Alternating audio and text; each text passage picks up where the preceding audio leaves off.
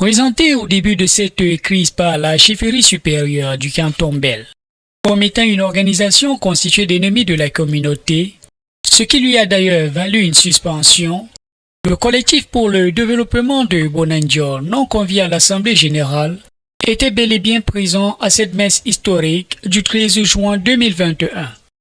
C'est Douala Mangabel et Adolphe Ngosodine d'une autre génération se distinguaient par des écharpes et casquettes à l'effigie du chef de l'État.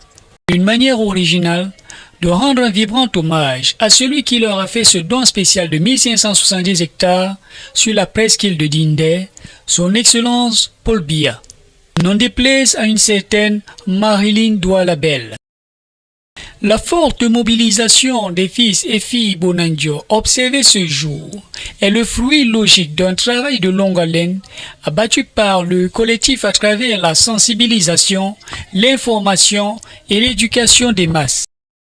Et même si l'Assemblée générale de Bonanjo constituait une occasion pour le collectif de jauger le niveau d'adhésion des populations à son idéologie et à son discours, l'enjeu véritable était ailleurs. Premièrement, par la mobilisation en masse des filles et des fils de Bonanjo qui sont venus surprendre la mince foule des préférés de la cour de la chefferie qui étaient prêts à dire une messe basse et à conclure un contrat qu'on ne peut pas qualifier de productif pour les fils et filles de Bonanjo.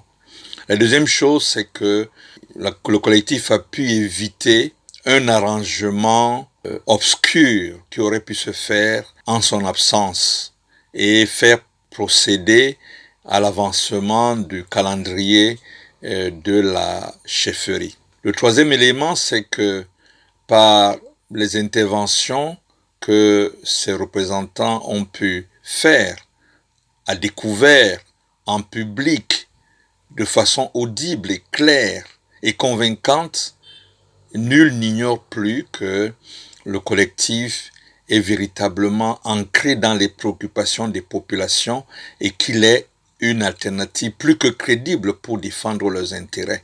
En mobilisant au moins les 3/4 des personnes présentes à cette assise, le collectif envoie un signal fort à ceux qui s'entêtent à vouloir faire aboutir vaille que vaille le projet macabre de spoliation des terres de Dindé. Cette démarche du collectif aurait pu être une circonstance favorable pour le roi de se montrer conciliant et rassembleur, mais l'occasion n'a pas pu faire le larron.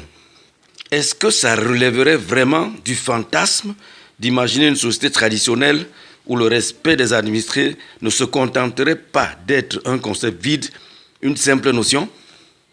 Ceci dit, je pense que le collectif a rempli son contrat. Tout compte fait, les Bonanjo présents à cette messe royale ont pu voir de quel côté se trouve la vérité. Que celui qui a les yeux pour voir, voit.